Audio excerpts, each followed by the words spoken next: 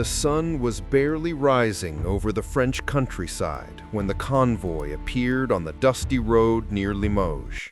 A small car, two resistance men, and a young woman with sharp blue eyes and a pistol hidden beneath her jacket.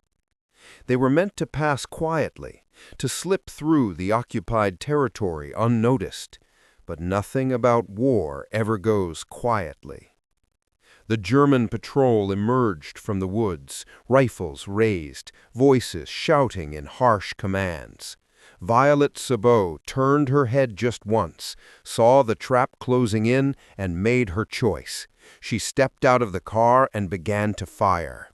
For a brief, furious moment, the forest echoed with gunfire. She shot until her weapon jammed, until the smoke stung her eyes and her hand trembled from the recoil. When the magazine clicked empty, she grabbed her companion's Sten gun and kept shooting. It was not courage born of calculation. It was instinct, loyalty, the refusal to surrender her people to the enemy.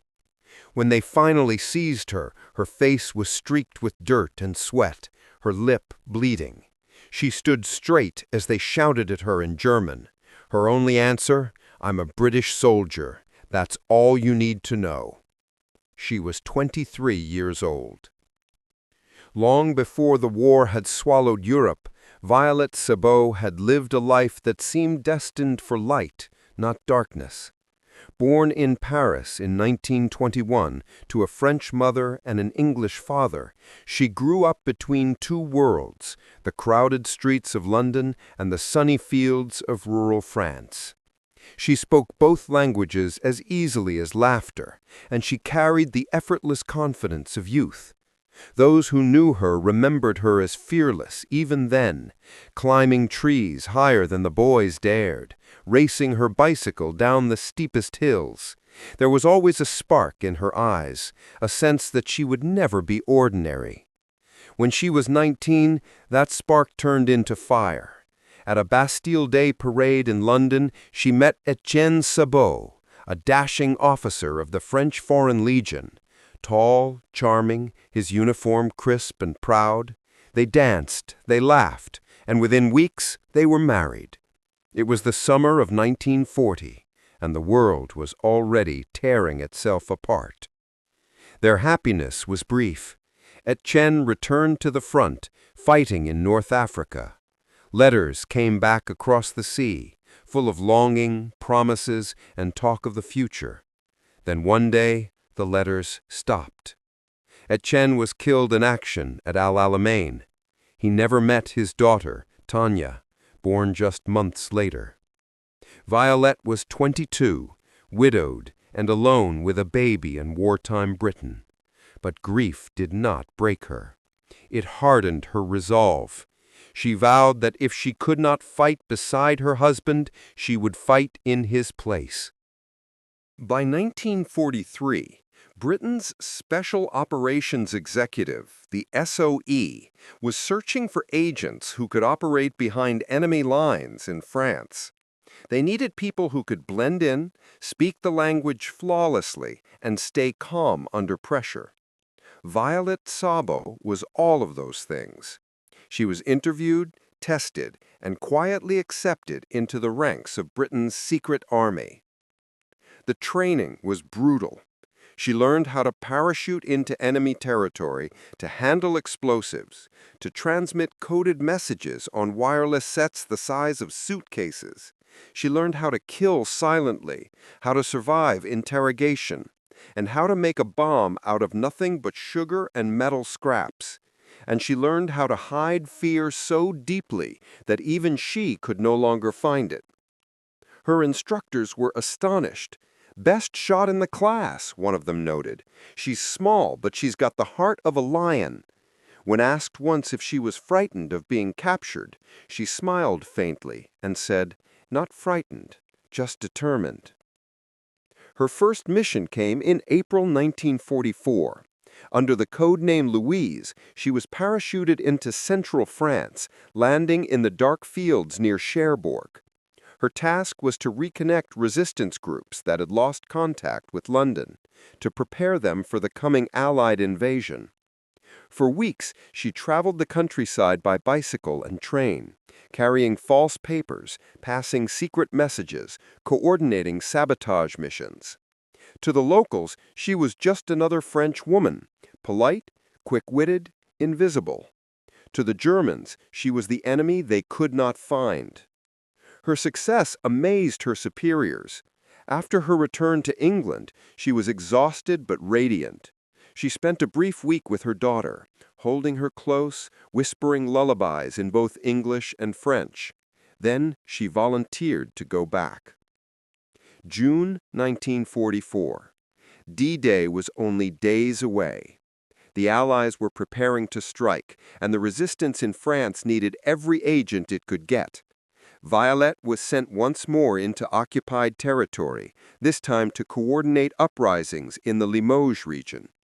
The risks were enormous. The Gestapo had tightened its grip, informants were everywhere, and every mission felt like a coin toss between success and death. Still, she went.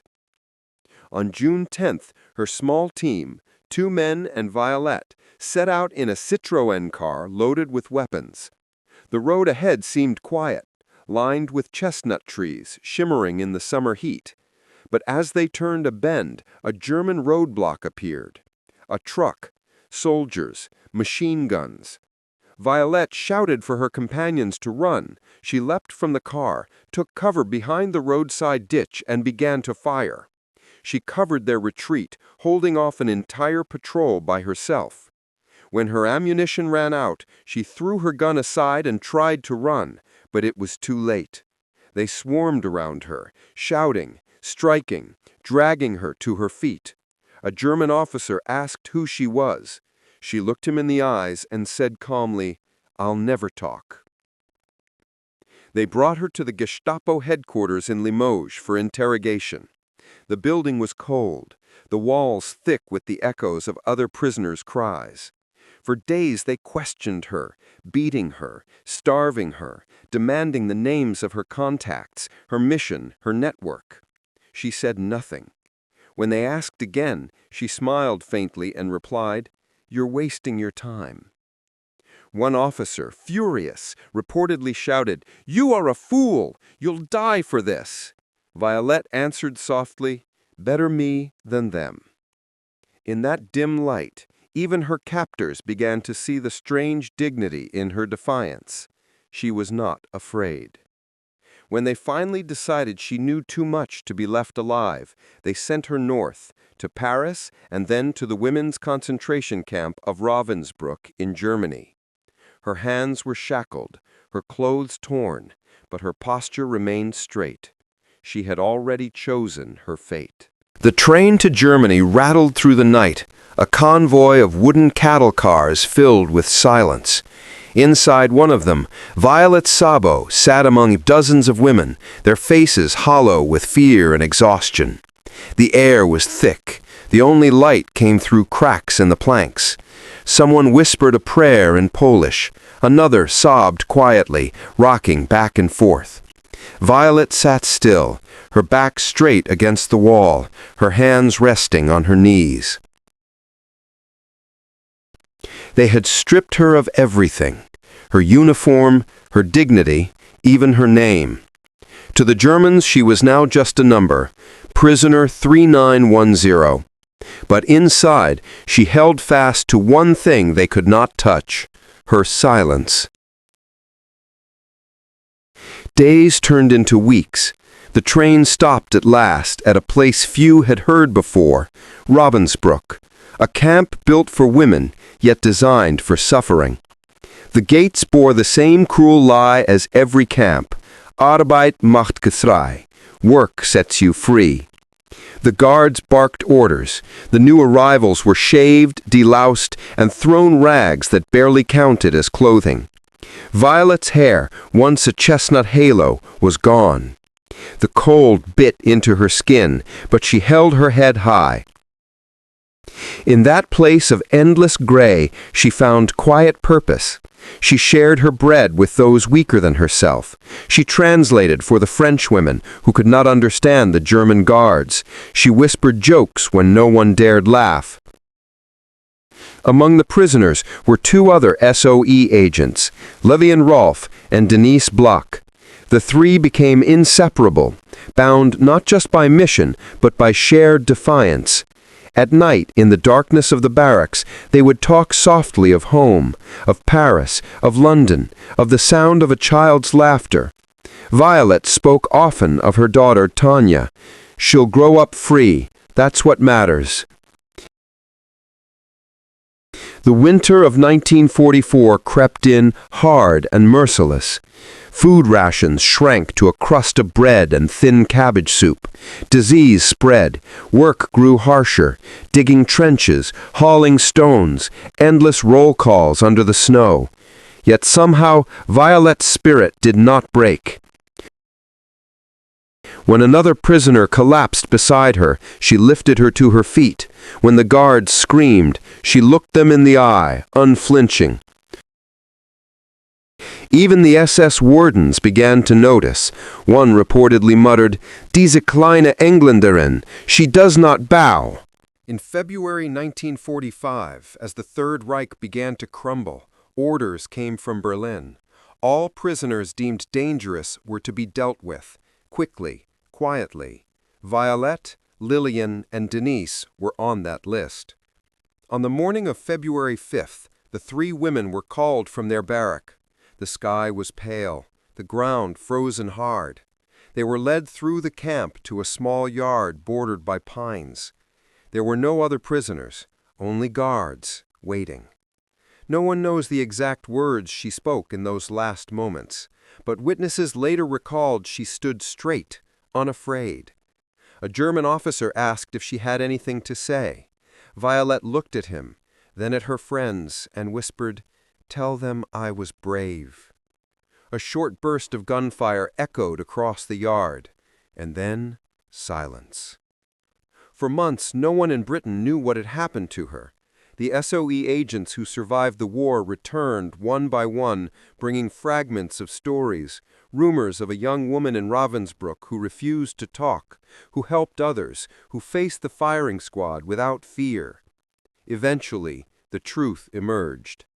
Violette Szabo had died at 23, a widow, a mother, and one of the most courageous agents Britain had ever sent into the field. After the war, her name became legend within the circles of the SOE.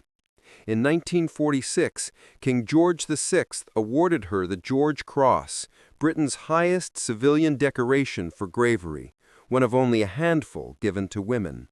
The citation read, "For most conspicuous bravery in carrying out hazardous missions in enemy territory, and for supreme courage and endurance while in captivity." Her daughter, Tanya, then 4 years old, accepted the medal on her mother's behalf. In photographs from that day, the little girl looks solemn, clutching the medal as if it were her mother's hand. Over the years, stories about Violette spread across Britain and France. Books were written, a film was made, Carve Her Name with Pride, with actress Virginia McKenna portraying the young spy. It told not just of her death, but of her laughter, her wit, her love of life. Because to remember Violette only as a martyr is to forget what made her extraordinary. She was alive, intensely, even in the face of death. Today, her name can be found on plaques across France, in Limoges, in Rouen, in places where she once walked. In Herefordshire, England, the Violette Szabo Museum stands in a small cottage filled with her letters, her uniform, her photographs. Visitors still come, schoolchildren, historians, soldiers, to stand before her portrait and read the words engraved beneath. She served her country with courage and gave her life for liberty. Years later, her daughter Tanya visited France. She walked the same roads her mother once traveled, saw the fields where the resistance fought, the ruins of villages once occupied by the Gestapo. At Limoges, she stood by the roadside where her mother was captured. The trees had grown tall again, the road repaved, the air filled with birdsong. There was nothing to mark the place, no monument, no stone, just silence. And yet, in that silence, there was something else, a whisper, carried by the wind. Tanya closed her eyes, and she thought she could hear her mother's voice, steady, calm, defiant. "I'll never talk." In the end, that sentence became more than a refusal to betray her comrades. It became a symbol of what the human spirit can endure, and of how, even in the darkest cell, freedom can survive in a single act of will. The war ended, the camps were liberated, but the story of that young woman, who once stood before her captors with her head high and her heart unbroken, continues to echo across generations. She was 23 years old. Her name was Violette Elizabeth Szabo, and she never talked.